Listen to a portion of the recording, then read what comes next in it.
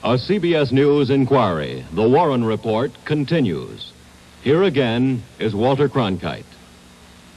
The most recent, most spectacular development in the Oswald case involves the CIA. It involves, too, the spectacular district attorney of New Orleans, a man they call the Jolly Green Giant. It involves arrests, hypnotism, truth serum, bribery charges, and for the first time, an outline of a conspiracy. It certainly accounts for the recent national upsurge of suspicion concerning the conclusions of the Warren Report. And it raises a new question. Was the assassination in New Orleans? Mike Wallace reports. New Orleans District Attorney Jim Garrison quietly began his own investigation of the assassination last fall. In a sense, he picked up where the Warren Commission had left off. Warren investigators questioned a number of people in New Orleans after the assassination, and they failed to implicate any of them. But the more Garrison went back over old ground, apparently, the more fascinated he became with the possibility that a plot to kill President Kennedy actually began.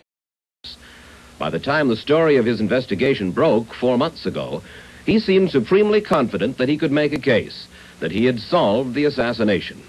I certainly wouldn't say with confidence that we would make arrests and have convictions afterwards if I did not know that we had solved the assassination of President Kennedy beyond any shadow of a doubt.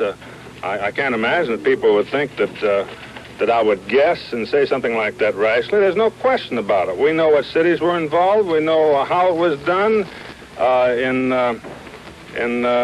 the essential respects. We know the key individuals involved.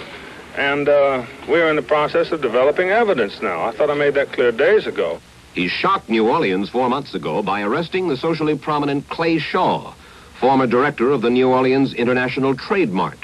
Garrison's charge was that Shaw had conspired with 2 other men to plot the assassination of President Kennedy. Garrison said Shaw was David Ferry, an eccentric former airline pilot who was found dead a week before Garrison had planned to arrest him. Incidentally, the coroner said Ferry died of natural causes. Garrison called it suicide. He said Shaw also knew Lee Harvey Oswald, that Ferry, Oswald, and Shaw met one night in the summer of 1963 and plotted the president's death. Clay Shaw said it was all fantastic. I am completely innocent of any such charges. I have not conspired with anyone at any time or any place to murder our late and esteemed President John F. Kennedy or any other individual. I have always had only the highest and utmost respect and admiration for Mr. Kennedy. The charges filed against me have no foundation in fact or in law. I have not been apprised of the basis of these fantastic charges and assume that in due course I will be furnished with this information and will be afforded an opportunity to prove my innocence. I did not know Harvey Lee Oswald, nor did I ever see or talk with him or anyone who knew him at any time in my life. A preliminary hearing for Shaw was held 2 weeks after his arrest. The hearing was complete with a surprise mystery witness, Perry Raymond Rousseau, 25-year-old insurance salesman and friend of the late David Ferry.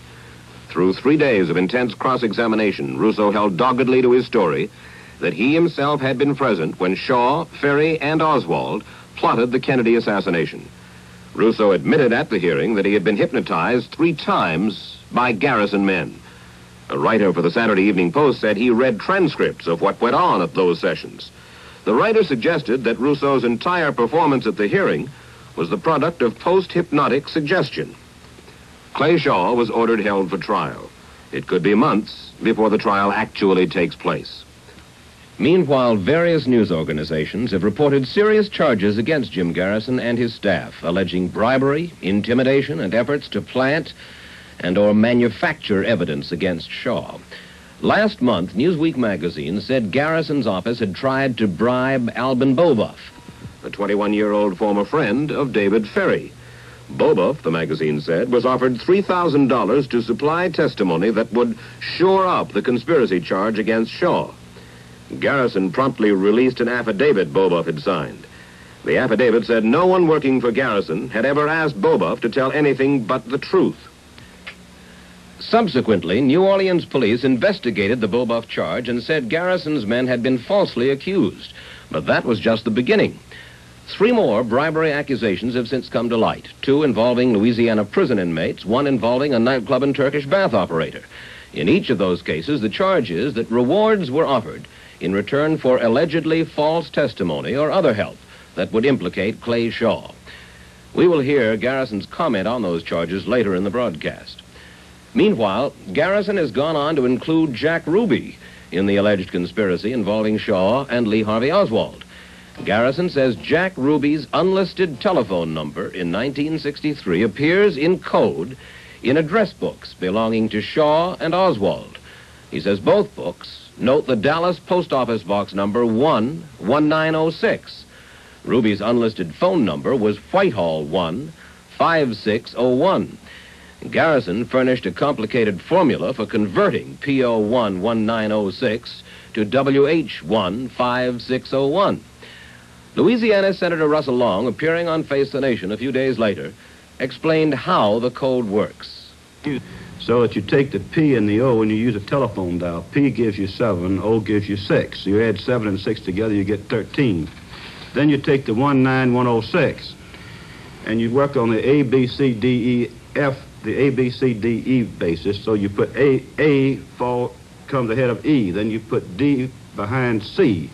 And you reconstruct the numbers, and then you subtract 1,300, which you got from the PO, and that gives you Ruby's unlisted telephone number. A Dallas businessman named Lee Odom had that Dallas post office box for a while in 1966. He said he didn't know how the number got in Oswald's address book, but he could explain how it got in Shaw's.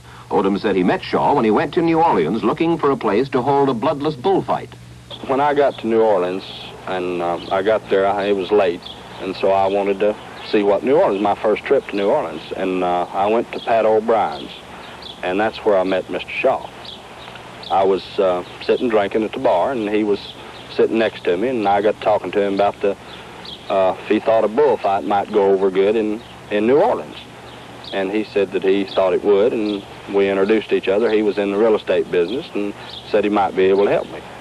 So the next day, while we had lunch together and tried to find out about a place to have a bullfight. Made 2 or 3 phone calls, and we didn't find any place. So when I got ready to leave there, I give him my name and my box number, which I saw him write in his little book, and I never heard from him after that.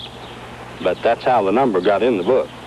The number 19106 does appear in Oswald's address book, although some say the letters in front of it are not P.O., but Russian letters. No one knows when Oswald made the entry. Garrison has expanded the scope of his charges to include not only a Shaw-Oswald-Ruby link, but the CIA as well. Further, Garrison says he knows that 5 anti-Castro Cuban guerrillas, not Lee Harvey Oswald, killed President Kennedy. He says the CIA is concealing both the names and the whereabouts of the Cubans. In an interview with Bob Jones of WWL-TV New Orleans, he discussed proof that the guerrillas were there at Dealey Plaza in Dallas.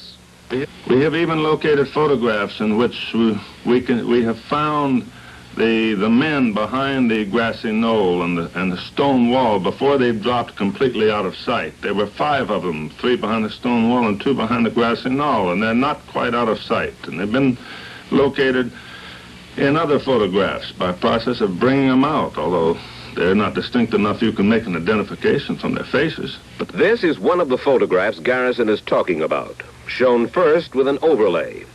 Those roughly drawn figures at the bottom of the page could be the men Garrison believes he sees through the little holes at the top. Now we remove the overlay to see the photograph itself, a hazy blow-up of an area from a larger picture.